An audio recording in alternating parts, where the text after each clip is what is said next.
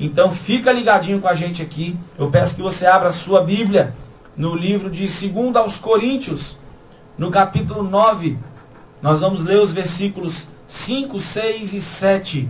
2 aos Coríntios, no capítulo 9, versículos 5, 6 e 7. E antes de ler, enquanto você abre aí, eu quero fazer a indicação de um livro, porque nós estamos falando aqui das características de um homem que possui a presença de Deus. A presença de Deus não se manifesta numa voz grossa, bonita, não se manifesta numa profecia, não se manifesta num arrepio, não se manifesta num rodopio ou numa língua estranha, simplesmente. Você sabe que o homem de Deus tem Deus nele quando você vê as características que nós estamos mencionando aqui ao longo dessa semana. Um verdadeiro homem de Deus, ele tem em si a santidade. E a segunda característica, que é essa segunda semana, ele tem em si a generosidade. E eu quero indicar um livro que fez muita diferença para mim, no meu ministério e na minha vida, e certamente vai fazer na sua. Esse livro se chama Uma Questão de Honra, do pastor Luciano Subirá. Eu já indiquei aqui ministrações dele e livros dele na semana passada a respeito de santidade. E eu estou indicando agora um livro, Uma Questão de do pastor Luciano Subirá. O valor do dinheiro na adoração. A maior arma de Satanás contra a igreja é o engano. A própria Bíblia diz que o meu povo se perde por falta de conhecimento. E quanto menos você souber a verdade a respeito de finanças no reino, mais haverá um domínio de Satanás sobre a sua vida financeira. Então nós estamos falando aqui de prosperidade. Foram 3 meses e os burburinhos começaram a surgir e chegaram ao ouvido do rei Davi, dizendo como o Senhor prosperara a casa de Obed-edom e todos os seus bens. E dessa maneira, a presença de Deus em nós é sim motivo para sermos prósperos. Só que essa presença ela não vem a troco de barganha. Pelo contrário, existem princípios que devem ser cumpridos e é nisso que nós estamos embasados para ministrar ao seu coração ao longo dessas noites que estamos aqui. Então já falamos de santidade ao Senhor, que é a principal característica de um homem de Deus, e agora estamos falando de generosidade. Então está indicado o texto que eu vou ler de 2 Coríntios 9, de 5 a 7, diz assim: portanto, julguei conveniente recomendar aos irmãos que me precedessem entre vós e preparassem de antemão a vossa dádiva já anunciada, para que esteja pronta como expressão e não de avareza. Aqui, amados, o apóstolo Paulo escreveu à igreja de Corinto, já a segunda carta dele, dizendo, olha, os irmãos que foram na minha frente para a igreja de Corinto, que Paulo escreveu essa carta, ele não estava em Corinto, então ele escreve e diz, olha, os irmãos que já foram na minha frente, eu pedi que eles avisassem a vocês, que vocês já separassem as ofertas, que vocês já preparassem os seus presentes, as suas... Porque Paulo iria passar ali recolhendo para levar tudo isso para Jerusalém.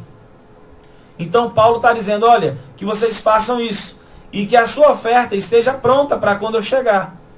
Para que essa oferta não seja feita na hora que eu chegar. Que ela já esteja separada. Dando a nós aqui o entendimento de primícia, de prioridade. De fazer a coisa com antecedência. Pensando naquele objetivo. E não porque houve uma proposta momentânea. Então ele diz que esteja pronta como expressão de generosidade e não de avareza. E isto afirmo, aquele que semeia pouco, pouco também ceifará. E o que semeia com fartura, com abundância também ceifará. Cada um contribua segundo tiver proposto no coração, não com tristeza ou por necessidade, porque Deus ama a quem dá com alegria. E agora eu vou começar entrar aqui no texto da leitura do livro. Vou ler um trechinho do livro que eu acabei de indicar, para então a gente prosseguir para a ministração. O pastor Luciano Subirá cita, abre aspas, Deus não aceita o que é uma expressão de avareza. Em Atos, capítulo 5, vemos que Ananias não foi generoso,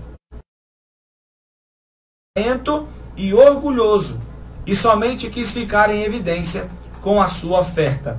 Fecha aspas. Primeiro ensino, aqui o pastor Luciano, ele cita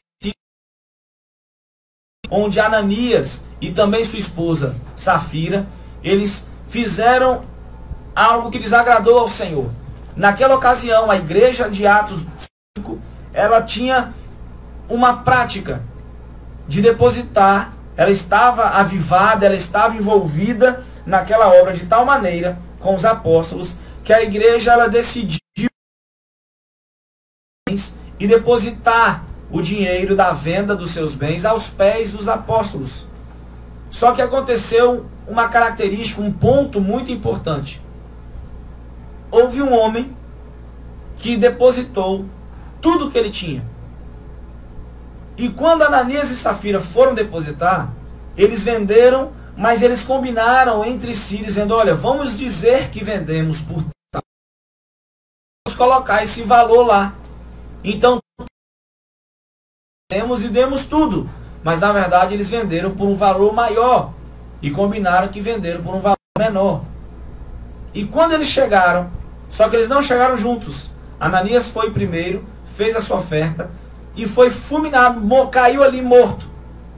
Imediatamente, ele cai ali morto. Com a palavra que o apóstolo Pedro libera, então ele cai morto e os jovens o recolhem e levam para fora da cidade. Chega a mulher dele sem saber de nada, chamada Safira, e faz a oferta dela. E automaticamente ela cai ali também morta. Porque Deus não estava querendo a oferta. Deus estava olhando o coração. E o maior entendimento que nós precisamos ter a respeito de gênero, quanto damos, não é quem vê, nem é o que damos, mas é com que coração nós estamos dando. Esse é o ensino que nós precisamos ter. E o apóstolo Paulo destaca que não seja uma expressão de avareza, que seja uma expressão de generosidade. Então o pastor Luciano lembra bem dessa passagem de Atos 5. Segue o pastor Luciano escrevendo, Deus não está atrás do nosso dinheiro, mas da nossa expressão de generosidade. Sem isso, a nossa oferta não vale nada. Deve haver em nós a alegria ao contribuirmos. O apóstolo Paulo se referiu a isto como sendo uma graça, lá em 2 Coríntios 8:4. É um privilégio servirmos a Deus com os nossos bens. E o Senhor não quer que o façamos por constrangimento. Guarde bem essa palavra que nós vamos entrar nesse detalhe. Não façamos por constrangimento, mas de coração. Coisa certa. Temos que fazer do jeito certo. Dar é a coisa certa, mas dar generosamente é o jeito certo. No Antigo Testamento, Deus ordenou que o povo de Israel ajudasse aos pobres, mas advertiu a que fizessem da forma correta. Vamos ler? Deuteronômios 15:10. Livremente lhe darás, e não seja maligno o teu coração, quando lhe o deres, pois, por isso, te abençoará o Senhor teu Deus em toda a tua obra e em tudo o que empreenderes. Vamos lá. Queremos destacar aqui a questão da generosidade, que é o tema da semana, que é a característica de um homem e uma mulher de Deus que possui a presença da arca, como Obed-Edom, e é a característica do homem e da mulher de Deus que será próspero nesses dias. Todo esse ensino que eu estou passando é justamente para que você esteja pronto e apto a receber toda a prosperidade que Obed-Edom recebeu. Mas o Espírito nos revela que Obed-Edom não recebeu porque ele era bonitinho, porque ele era simplesmente um homem que estava ali pelo caminho, ou porque a arca ficou na casa dele. Ele tinha prerrogativas, ele tinha características que motivaram, que acionaram gatilhos que ativaram a prosperidade do na sua casa, na sua vida, na sua família, nos seus bens. Então eu quero chamar a sua atenção no que diz respeito a características que Obed-Edom tinha, que você pode ter, que eu posso ter. E a prosperidade do reino será ativada na nossa casa, na nossa família, no nosso ministério, através destes princípios. O primeiro dele é a santidade, falamos semana passada. O segundo dele é a generosidade, estamos falando essa semana. E o destaque que eu quero dar é que o apóstolo Paulo ele diz, vocês precisam dar, mas vocês devem dar com generosidade. Que a sua oferta não seja por constrangimento. O que é constrangimento? Quantas vezes você já se sentiu impelido, constrangido, forçado a dar uma oferta por causa do argumento que o camarada usou lá na frente no microfone?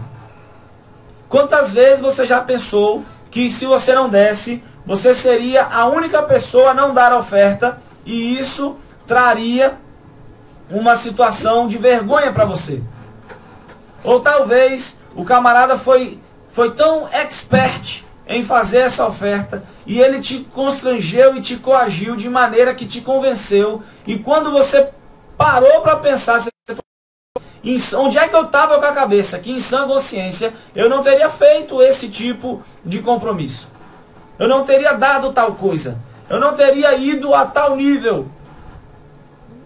Pois é disso que estamos falando. Toda a manifestação de dar, de ofertar ao Senhor, ela deve ser precedida de um entendimento de generosidade. E não por outra motivação. Se você dá por vergonha, porque é o único que não vai dar, não dê. Vergonha. Porque maior vergonha devemos ter de fazer algo só porque está todo mundo fazendo. Porque a gente quer se enquadrar, porque a gente quer se igualar. Essa deveria ser a nossa maior vergonha. De não termos o coração naquilo. E então fazermos por fazer. Então eu quero aqui destacar esse ponto. Que não façamos, o Senhor não quer que façamos por constrangimento, mas de coração. E outro detalhe, não basta fazer a coisa certa, é preciso fazer da forma certa. Agora você pode estar se perguntando, tá pastor, mas qual é a forma certa de ofertar? Não é no culto? Claro que é. Mas não é só no culto. Outra coisa que a gente precisa entender, oferta não tem nada a ver com dízimo. O dízimo é uma paga, é um tributo, é uma devolução. O dízimo não é seu. Você oferta daquilo que não é o dízimo. Só que eu não quero entrar nesse detalhe porque tem pessoas aqui de várias denominações, com vários entendimentos. Então cada pastor ensina de uma forma e eu não quero aqui criar divisão, nem quero criar confusão na sua cabeça. Nós estamos focando a generosidade. E o seu dízimo, seja ele dízimo, seja ele oferta, precisa ser de forma generosa. E o Senhor destaca isso no Velho Testamento. Quando Ruth e Boaz, você sabe, não sei se você sabe, saiu a respigar nos campos de Boaz. Respigar é colher as espigas, é colher o trigo, seja se for o trigo, seja qual for o produto daquela colheita, é colher o que caiu no chão. E existia uma lei da parte do Senhor dizendo, olha, o que cai no chão você não colhe, você não cata. Você que é o dono do pomar, você que é o dono da lavoura,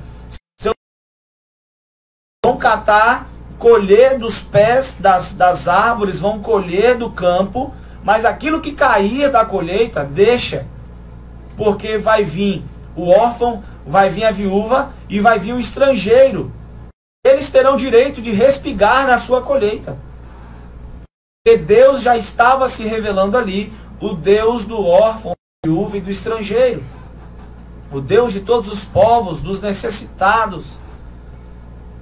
E quando Ruth vai respigar na lavoura, na plantação de Boaz, Foi ali que ela foi vista e observada pela primeira vez. Boaz, ele se encanta com ela. Os seus funcionários, olha, deixa cair mais um pouco, para que ela tenha mais o que colher. Porque Ruth também era viúva, então ela tinha direito. E você vai entender que lá na frente, ela alcança, ela conquista o coração de Boaz. Boaz a resgata,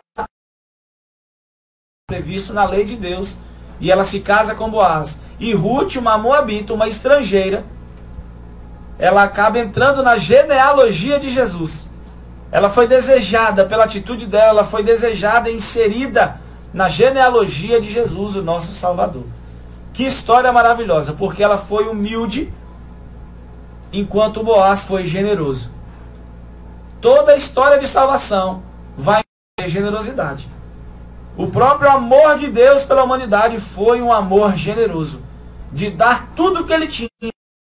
Jesus, o verbo vivo, a própria palavra, foi dado por nós. 100% homens. O Pai abriu mão do seu unigênito.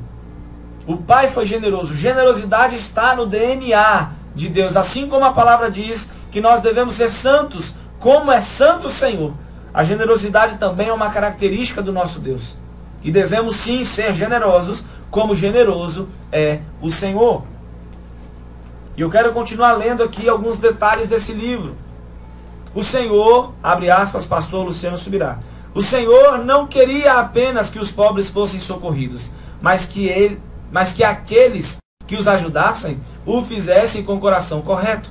Deveriam ser movidos não só pela obrigação de ajudar, mas por um coração que se regozija ao ajudar alguém. Foi o exemplo agora de Boaz. Uma boa forma de se medir, agora eu quero chamar muito a sua atenção para isso. Fica ligadinho comigo aqui, para de mexer no celular, para de ficar olhando. Uma boa forma de se medir se você é generoso na hora de ofertar é comparando-se, por exemplo, quanto dinheiro você investe na casa do Senhor, com quanto você investe em seus entretenimentos. Que você gosta de um futebol. E o futebol você tem que pagar R$10, ou 15, ou 20, vai depender da quadra. Mas você entrou numa vaquinha, e a vaquinha é muito simples, muito baratinha. E você paga R$10 por semana para jogar toda quarta-feira, todo sábado, naquela quadra do seu bairro. Junta a galera, paga R$10 de cada um, aluga a quadra por 1 hora e vai bater o baba. É pecado? Claro que não. Você está liberado para bater seu baba. A questão é, se você for jogar toda semana, você gastou R$40 jogando bola. Tem pecado nisso, pastor? Claro que não. Só que na hora de você ofertar, na hora que o pastor diz, amados, nós temos uma família e precisamos levantar uma oferta para comprar, sei lá, uma cesta básica, para comprar a família não tem, ou para poder ajudar com remédio. Um membro da igreja, você tira aquela notinha de R$2 que estava esquecida lá no fundo da calça para ajudar. E ainda questiona, para onde vai o dízimo da igreja? Para onde vai o dízimo da igreja que não compra essa geladeira para essa família? E dá lá seus R$2. Aí vem outro pastor, um outro culto, uma outra situação. Precisamos comprar o bebedouro, nós estamos bebendo água quente, vamos beber água gelada. Vamos comprar o bebedouro. Perdão. Aí você tira aqueles R$2 surradinho. De novo. Acabou o mês. Você não investiu na obra do Senhor. Você não investiu em almas. Você não investiu em salvação de vidas. Os R$40 que você gastou lá no baba. É disso que a generosidade quer nos tirar. Dessa prisão, dessa escravidão, desse engano. Aí, quando surge a campanha do Jeová Jireh, do Deus proverá, você quer participar da campanha.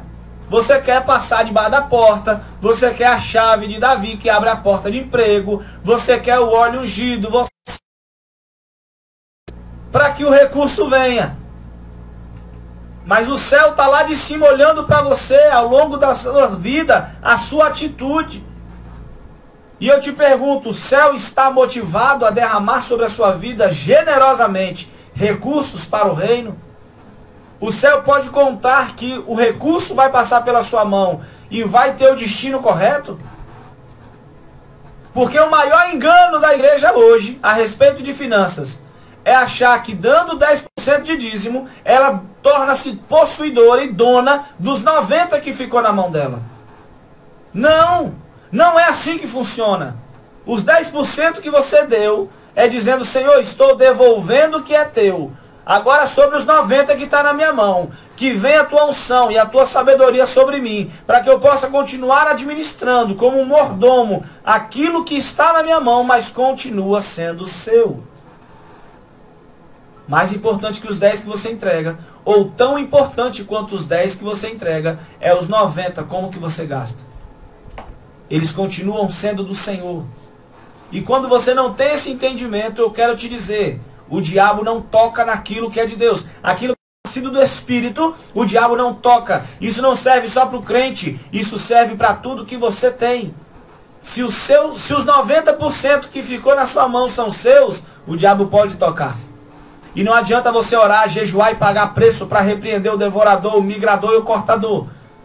Você precisa ter uma mudança de mente, uma metanoia. Romanos 12:12, para que você possa entender que os 90% que está na sua mão continua sendo dele. Porque o que é dele, o diabo não toca. Isso é seu dinheiro. Isso vale para a sua vida financeira. Você quer ser próspero como Obed-Edom foi nos próximos 3 anos? Você quer viver uma transformação de prosperidade real nos próximos 3 meses, como aconteceu com Obed-Edom? Entenda, a generosidade destrava aquilo que está travado na sua vida. A generosidade resgata aquilo que o diabo finanças da sua família, todo o dinheiro que foi gasto com prostituição, todo o dinheiro que foi gasto com bebedeira, todo o dinheiro que foi gasto com jogatina, todo o dinheiro que foi gasto com tantas podridões desse mundo, o Senhor quer resgatar e colocar na tua mão com juros e correção monetária. O Senhor quer te devolver, mas você precisa ter uma mudança de mente, para que o céu possa olhar e dizer, eis ali um resgatador, e eu posso depositar sobre ele a riqueza do injusto, eu posso depositar sobre ele a riqueza do ímpio, e eu posso colocar sobre ele todo o poder de prosperidade que o meu evangelho produz, mas eu preciso primeiro enxergar nele o mesmo santidade e generosidade. Você crê? Se comprometa em se tornar santo e generoso. A Bíblia diz, por exemplo, dá o que te pede, e não te desvie e fuja daquele que quer emprestado. Vem cá pertinho aqui de mim. Chega perto do radinho, chega perto da câmera aqui. Quando aquele mendigo vem te pedir no semáforo, você dá? Ou você simplesmente levanta o vidro, faz de conta que não é com você? Afinal de contas, ele vai usar com porcaria. Afinal de contas, ele vai usar com droga. Afinal de contas, ele vai usar para cheirar, para fumar, para beber. Ei, vem cá, Jesus disse, dá o que te pede, se for comprovadamente que o gasto será... Na minha Bíblia não está escrito, dá o que te pede se ele for gastar com comida. Na minha Bíblia está escrito, dá o que te pede. Você não é o dono do dinheiro. Sabe por que você está entrando nesses buracos? Porque você acha que é seu o que é de Deus. O céu está dizendo, me devolva o que é meu e deixa que eu cuido. Aí sim o céu vai te instruir. Aí sim o céu vai te inspirar. Aí sim o céu vai te revelar os caminhos da verdadeira prosperidade. Eu vou te dizer, prosperidade não é dinheiro. Prosperidade não é dinheiro. Abre o olho.